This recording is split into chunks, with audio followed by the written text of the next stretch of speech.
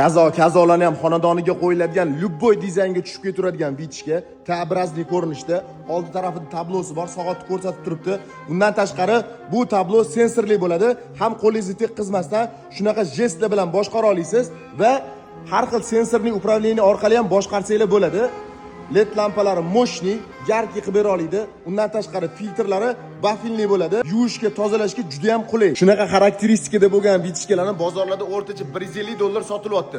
Bu model bo'lsa katta chegirmada. Tortishlari вообще moshni, metallический patnoslarni shundoq qo'ysangiz o'ziga yopishtirib oladi.